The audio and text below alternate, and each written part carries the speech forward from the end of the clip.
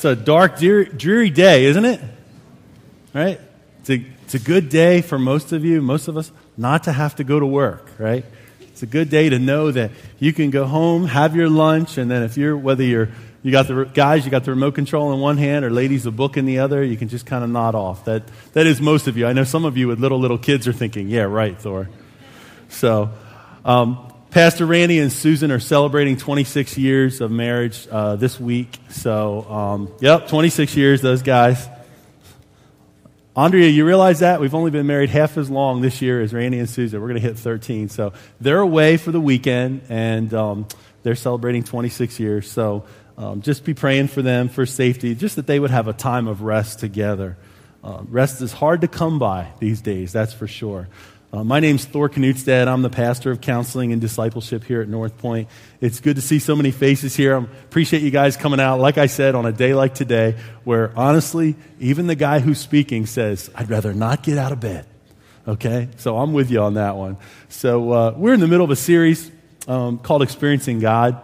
And it's just been a really, really neat time. For those of you who may be visiting, we're in a series where we're learning some things from God's Word about our lives and about how God speaks to us and about how God challenges us to step out in faith and make decisions and do things. And really, how He challenges us to come to, in our daily lives, not just in those big things, moments of crisis, little moments of crisis that become belief.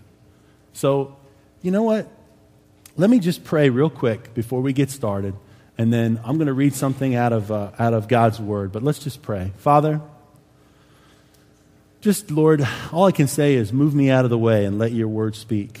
Lord, that's what truth does. It speaks through us. Lord, whether it's Randy, whether it's Thor, whether it's the teachers that are on the other end of the building, we are your vessels. We are merely tools in your hands.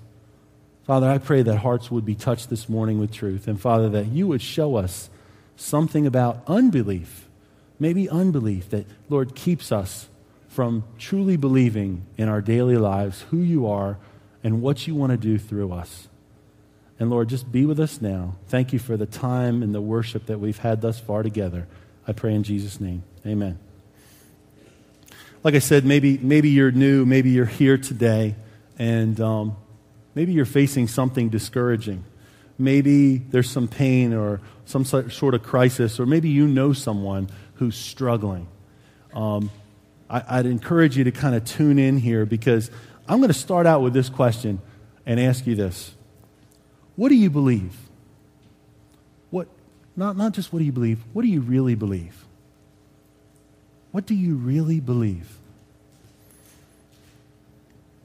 John chapter 5, we're going to be in John chapter 9, but in John chapter 5, there was a man who had been paralyzed for 38 years. And we're not going to be in that passage. That's in John chapter 5. We're going to be in John chapter 9. But in John chapter 5, Jesus asked that lame man, that paralyzed man, one question. He said, do you want to get well? Do you want to get well? And I would say, in our belief system, in how we think and process things, in our relationship with God, I would ask you, as I'd ask myself, do we want to get well? Do we want to understand when we sing, Jesus, you are the way, the truth, and the life? Do we really want to know what that means? What do you believe? What do we believe? Now, in John chapter 9, our focus passage, Jesus is going to heal a man who was born blind. I just want you to think about this man's life. Just everybody, close your eyes. Close your eyes. I'm not asking you to pray, okay? Some of you, they're going, oh no, he's going to pray again. No. Close your eyes. Close your eyes. Everybody, I'll catch you because I can keep my eyes open.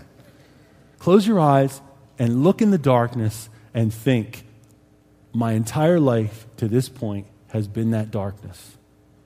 Okay, you can open your eyes. Now, it's a little strange, isn't it? It's like when you think, imagine all my life I haven't been able to see. John chapter 9, as Jesus went along, he saw a man who was blind from birth. His disciples asked him, "Rabbi," which meant teacher, "who sinned, this man or his parents, that he was born blind?" In other words, they have this assumption that his parents or he, the blind man, did something wrong. That's why he was this way. And Jesus says, neither this man nor his parents sinned, but this happened so that the work of God might be displayed in his life. As long as it is day, we must do the work of him who sent me. Night is coming when no one can work. While I am in the world, I am the light of the world. Now this is kind of gross, but bear with me here.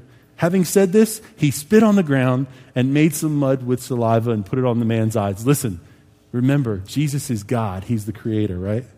Go, he said, go wash in the pool of Siloam. So the man went and washed. And you're going to actually watch this scene. And then when I come back up, we're going to fill in some blanks that this video scene does not do justice to. But however, listen, let me tell you what to look for. You're going to watch this miracle. And when you see this miracle, you're going to be tempted to focus on the miracle. You're going to be tempted to focus on the blind man and what Jesus does for him. Some of you need to see that. You're going to be tempted to just watch how this man responds to Jesus. But let me encourage you. It's not just about how this man responds to Jesus. It's how other people respond to the miracle and what Jesus does. Watch this.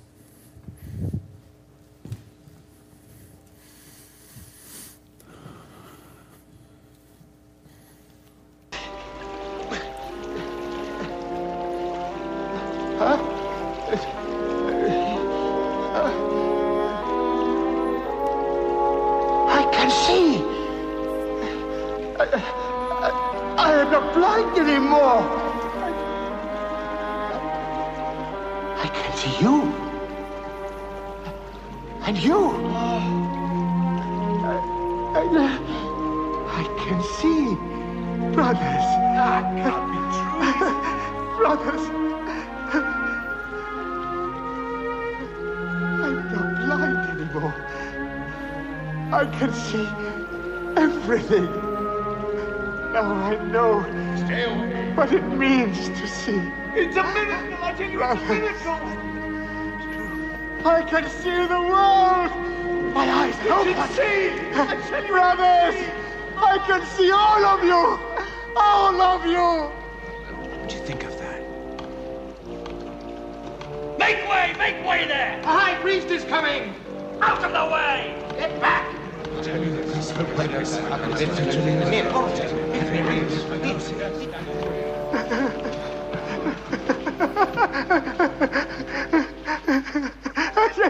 What have you got to say? What have you got to say about the man who healed you? He's a prophet. There is no doubt. What are you saying? You got your sight back from God, not from that man. He's a sinner. I don't know. I don't know whether he's a sinner or not. I only know one thing. I was blind. I was blind before. And now I can see. It's a miracle! I must go to this man. I must thank him for what he has done for me. Where is he?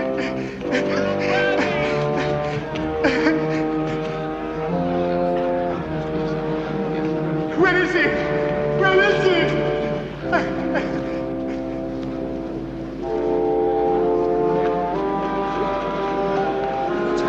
What's happening?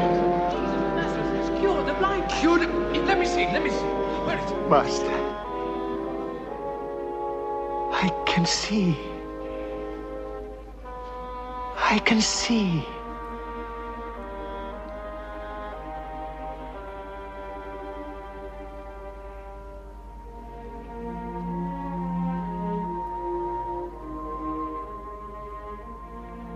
Do you believe in the Son of Man?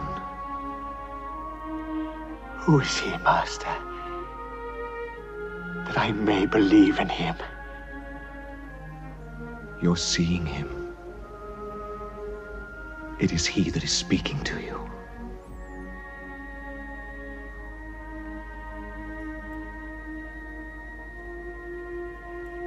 I believe.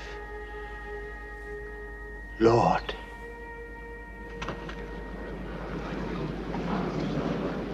Make way there! Make way, the priest is coming! Out of the way! Clear the way! The priest is here! Habakkuk is here! This lying cheat was never blind. What? We of the temple know that he only pretended to be blind in order to earn his living. He's right! He's a liar! I've known him a long time! He's never been blind! And what's your story? That you can give sight to the blind? I came into this world to give sight to those who cannot see.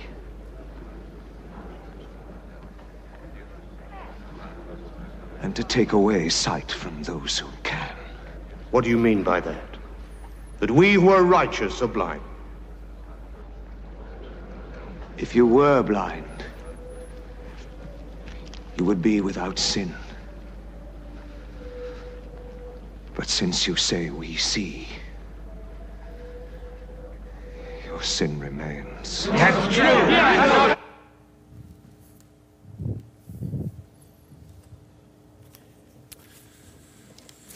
It's a powerful, powerful scene, but like I said, there's so much more detail in John chapter 9 than this little clip does justice to. But did you see some of the characteristics of unbelief, some of the pieces? And that's the title of the message, by the way, the characteristics of unbelief. Did you see the reaction to Jesus? You hear the kind of way the music kind of drones in and out and changes and gives you that tone that these guys do not like what Jesus was doing.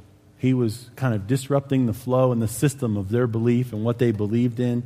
And I want to highlight some of the characteristics of unbelief, not just what we see here, but what is directly in John chapter 9. If you have a Bible, please turn to John chapter 9. If you need a program, don't feel bad. Just kind of raise your hand up here, and someone in the back, if I could ask one of you guys or one of the leaders here, just look out, see if there's anyone puts their hand up and needs a program so that they can have the insert. The first characteristic of unbelief, we're talking about belief and a crisis of belief, but unbelief. The first characteristic of unbelief comes not from these angry men, not from these men who disagree with Jesus, but from his disciples. I already read this.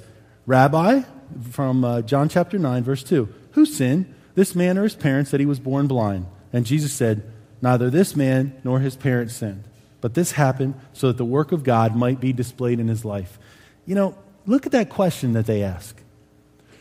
Jesus, is this man, remember closing your eyes?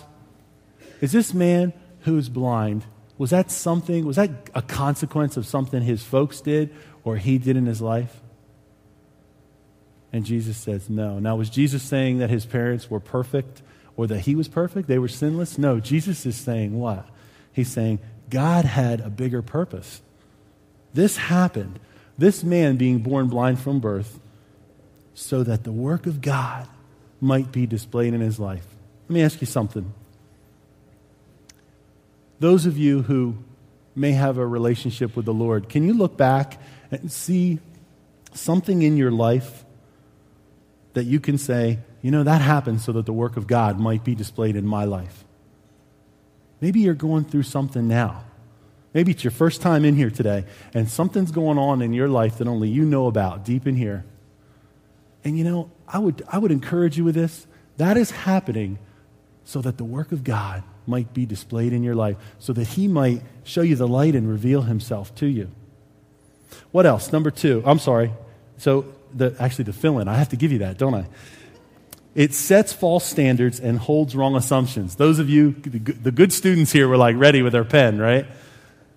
It sets false standards and holds wrong assumptions. That wrong assumption was someone sinned, so this is why his life was the way it was. No, God says, I had a greater purpose. I had a greater purpose. This happened so that the work of God might be displayed in his life. Unbelief sets false standards and holds wrong assumptions. Unbelief also, number 2, it always wants more evidence. Think about that. Unbelief always wants more evidence. You ever known someone who's always trying to prove something? Some of you, I just saw a couple of this going. I saw someone over here go, You know, I admit, you know, in our culture, what is it? You have to see it to believe it. Isn't that true? I mean, don't we kind of live like that? I'm not going to believe it till I see it. And there's even a sense where it's kind of all right to say that. But when it comes to faith and when it comes to belief, God says, you don't always need more evidence. You had enough evidence, right? Now, where am I going with this? What you don't see in this video is what happens in John chapter 9, verses 13 to about 24, 34, 13 to 34. And what happens is these religious leaders, sometimes you'll see them being called Pharisees. Sometimes you'll see them being called the religious leaders. Sometimes you'll see them in the scriptures, in the Bible, being called the Jews with a capital J. That's not an anti-Semitic statement, okay? That's just saying they were the Jewish religious leaders. It's just with a capital J. So when you see that, don't get all alarmed.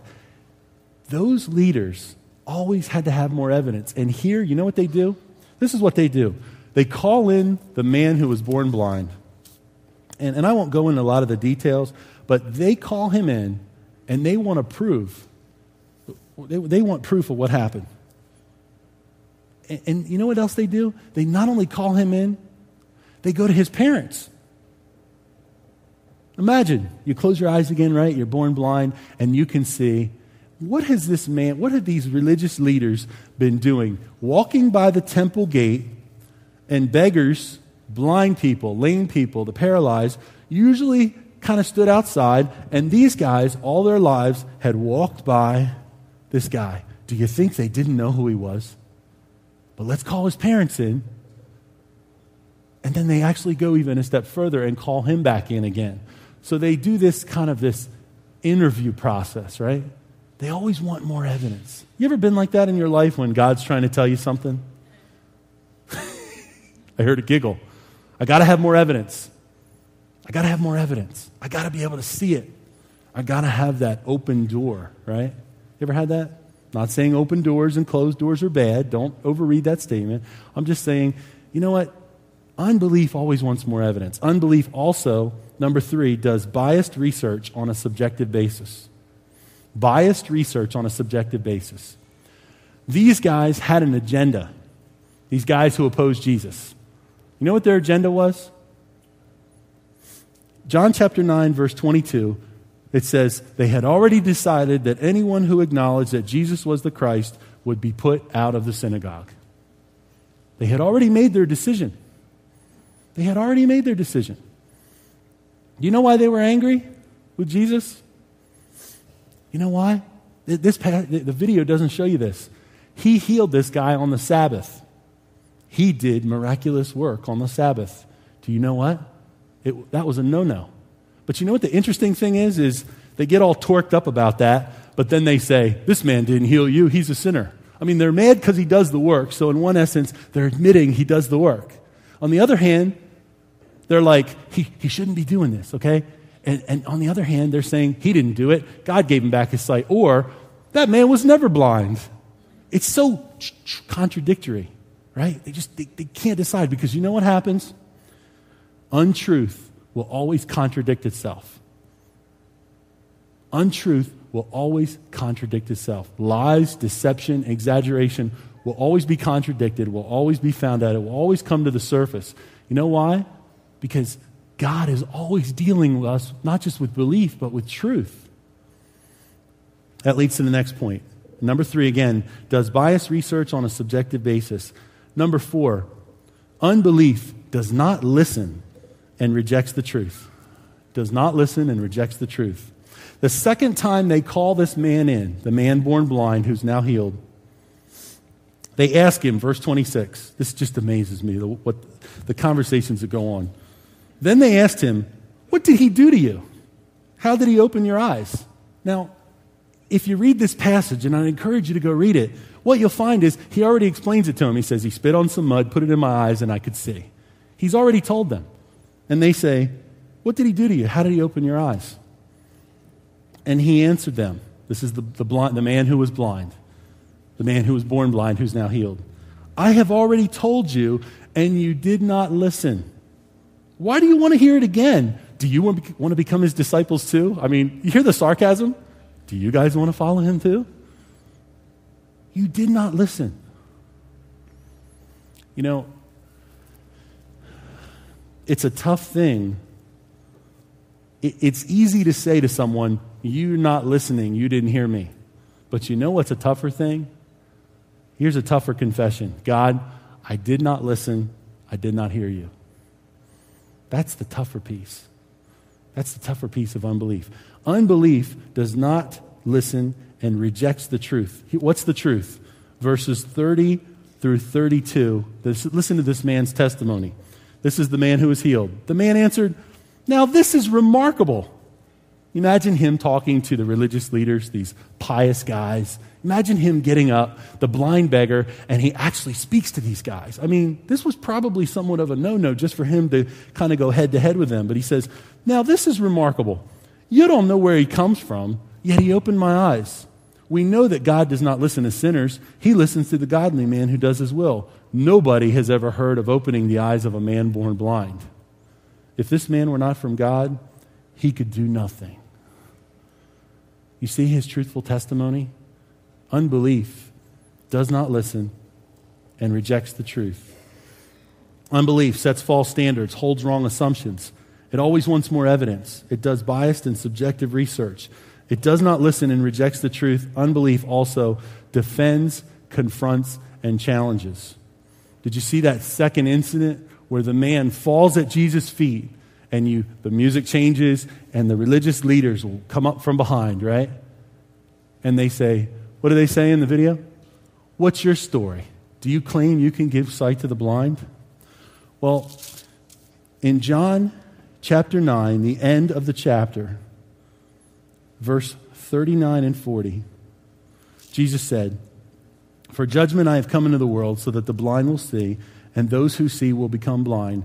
Some of the Pharisees who were there with him heard him say this and asked, "What? Are we blind too?" And of course, Jesus says, "If you were blind, you would be without sin. But since you claim we see, your sin remains." In other words, their statement, "Are we blind too?" is a defensive statement. That's not just a question. That is how dare you say we're blind? How dare you say, are you saying we can't see?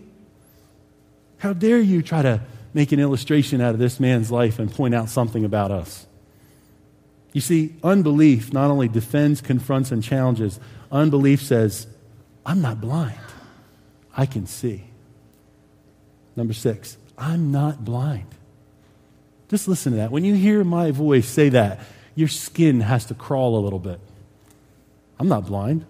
I see it all. I know what's going on.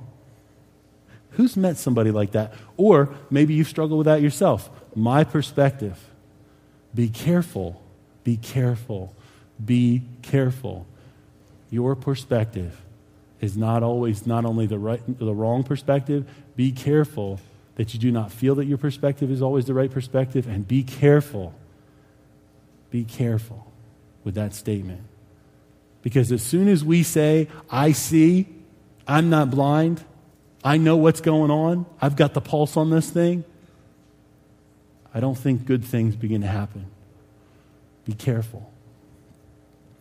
I'm not blind, I see. Unbelief, it becomes divisive and angry. Verse 16, you go back and they say, "How can a sinner do such miraculous signs?" They're attacking Jesus. And it says, "So they were divided." It's divisive. You can look at, if you want to note this, I think I have it here, verse 16, 34, and 40. It becomes divisive and angry. And verse 28, listen to their response to the blind man after he's healed. "Then they hurled insults at him."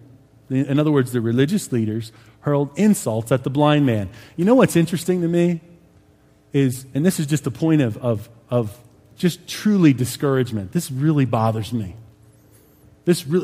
Being an encourager by nature, this drives me nuts. These guys go after Jesus when this man has a spiritual awakening, and all they do is discourage him. You hear that? They hurled insults at this guy. "You are this fellow's disciple. We are disciples of Moses. We know that God spoke to Moses, but as for this fellow, we don't even know where he comes from." Listen, I believe those guys knew exactly where he came from.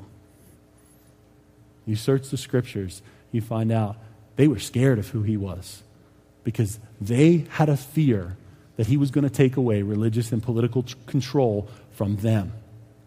And that is why they hated him. That is why in verse 22, they already decided that anyone who acknowledged that Jesus was the Christ was going to be put out of the synagogue. Unbelief defends and confronts. It says, I can see, and it becomes divisive and angry. Unbelief, number 8, is a hard-hearted and internal issue. This encounter in John chapter 9 happens, and I have my Johannine literature scholar, Rob Dalrymple, in the room with me, so I'm going to try to get my theology right, Rob. 2 days before the Passover, roughly 2 days before, about 6 days before, a week before, the Passover occurred about the week before Jesus died. That is why they were in Jerusalem. So this is roughly, Rob, about a week or so, week and a half. Is that correct? About a week and a half to 2 weeks before Jesus' crucifixion and death. Crucified on Passover. So it was only a couple days before.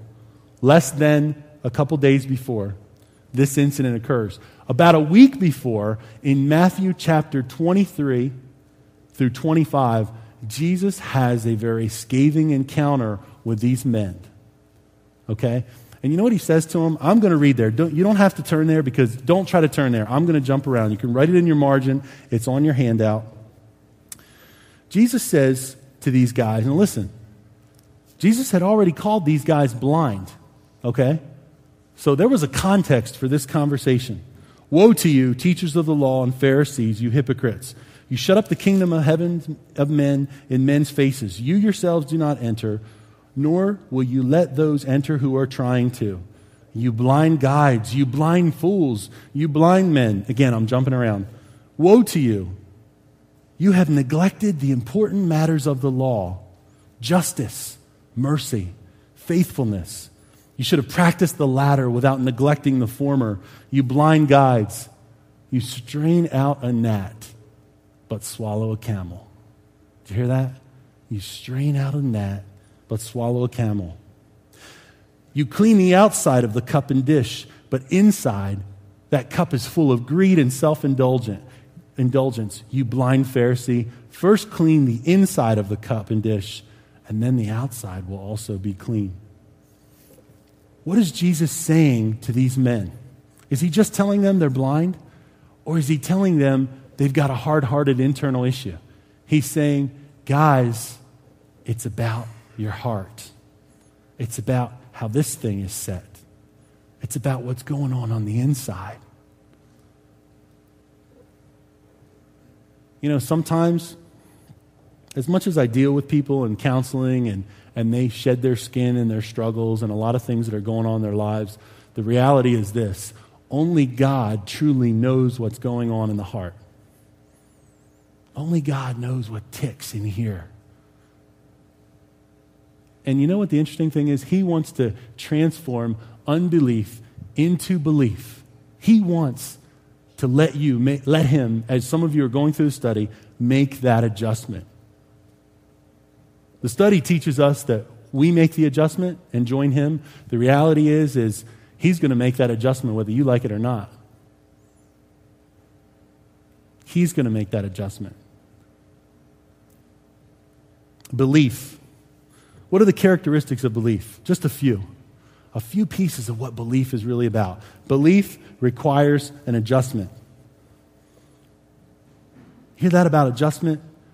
Those of you, about 150 folks, are going through that study out of the 400 so people that call North Point home. Belief requires an adjustment. Did these guys want to change? Do you think they liked their religious, political, people control? They loved it. They loved it. They walked around in their black robes and, oh, come to me, I will give you wisdom and advice, and I will show you the law, the truth. They were prideful. They did not want to make the adjustment. They did not want people to see Jesus for who he really was. And in essence, their hearts, they didn't want to make that adjustment themselves. Belief costs. Belief is never free. Belief has a cost. Because the cost is that the adjustment will cause loss. change brings loss, and belief always costs. Where do you need to spend a little bit of belief? Where's belief going to cost you? See, it's not about what's on the outside. It's about what God's doing right here. And belief also faces impossible odds. Belief faces impossible odds. Can you imagine if Jesus had kind of prepared and told everybody, maybe months before, I'm going to heal the blind man who was born blind? That was an impossible task. What in your heart is something that you are facing with impossible odds? It may not seem impossible. It may not seem like it requires an adjustment or a cost, but you know what? I think I can say this with a little bit of, how do I say it? I think I can get away with saying this.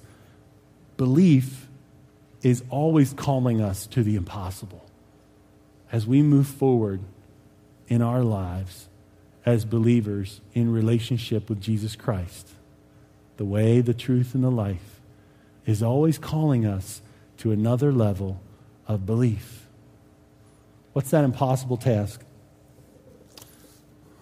That question is there for you. Where does unbelief intersect with your own crisis of belief? It doesn't have to be something huge. It can be something small. It could be dealing with an issue in the past. It could be dealing with something or someone personally in the present. It could be choosing to love and grace and forgive someone that you've never really released in your heart because they wronged you.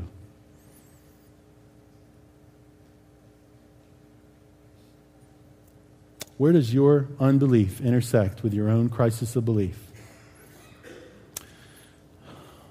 Last week, there was one night last week where I couldn't sleep. And if you know me, and my wife will attest to this, I don't get enough sleep as it is, but I don't usually have a problem sleeping. She has to put up with me snoring, so I know that I don't have a problem sleeping. So I had this night where I couldn't sleep. And I kept having this recurring thought. Here was the recurring thought. I had a memory of reading Jordan, my son who's almost 12, the story of David and Goliath. And do you know what happened in that story in the book we read? It was, my wife will tell you, it was one of those books that you pick up off the shelf that you go, this was not very well written. And it was trying to rhyme, but it really didn't. But here was one line of it that Jordan always repeated.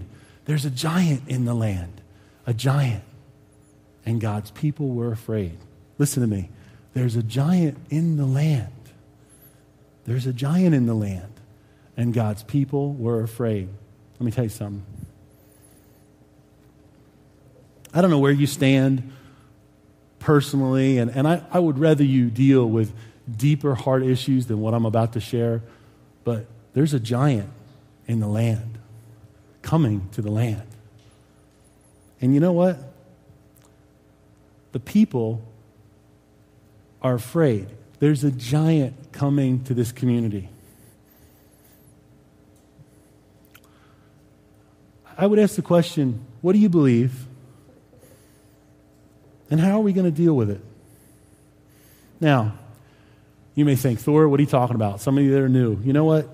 I'm not going to make this a platform for the casino issue, but I'm going to put out a cry for help right now, okay? Because your leaders have been working with other pastors in the area, not so much to stop this issue, but to make a statement that says, we don't agree with it coming. Now listen, this is a spiritual battle. The world doesn't use the same measurements that we do. This battle may have been long over before it ever started, okay? I realize that. And Limerick is my community, and it's where my house is, but it's not my home. Okay? My home, Philippians chapter 3, 2 Corinthians chapter 5, is where? It's where? It's in heaven. Okay? But there's a giant coming into the land. And it's going to change the landscape. And I also believe that we have to be realistic, not apathetic, realistic. And we have to think, you know what? Sometimes God gives people exactly what they want. Has that not been true in your life? Has God ever given you something that you thought you wanted, but once you got it, you didn't want it? You been there? You been there? Listen, that is the nature and character of sin. Something that we want, and God gives us over to it, but once we're there, we know we don't want it. I will stand up here and I will tell you, this is not something I want to see happen in this community. And the issue may have been long over. Listen, Scott mentioned when he did announcements in the first service, there was an article that said there's a 1 in 10 chance of it coming. Do you guys think I'm going to believe that statement? If people do biased research on a subjective basis in their unbelief, do you think I'm going to believe a statement that there's a 1 in 10 chance it's coming? Listen, I hope that's true. I hope it's true. If you want to talk to me about that issue, if you want to know why we feel the way we do, that's fine. We'll answer those questions. There are a lot of details involved with that. Again, this is not a push on gambling, gaming, all that issue. It's on something that's coming to our backyard that will change the landscape. Your leaders, your shepherds, and I'm speaking for the pastors, need your support on this issue. On April 3rd, there's a rally. Some of you are going to have to put aside some of the past and are going to have to come to that rally and join us down at Limerick Chapel, just down the road. Maybe you used to go to church there. More importantly, on April 28th, the gaming board has lumped Limerick in a hearing with the Lehigh Valley in Allentown. We got lumped in. We're not getting our own hearing right here in Limerick, which that's a whole other issue. So on April 28th, let me just say this. We'll take a day off to rest, or because we're sick, or because we want to go to the shore. And I'm not trying to make you feel guilty. I'm trying to put this in perspective.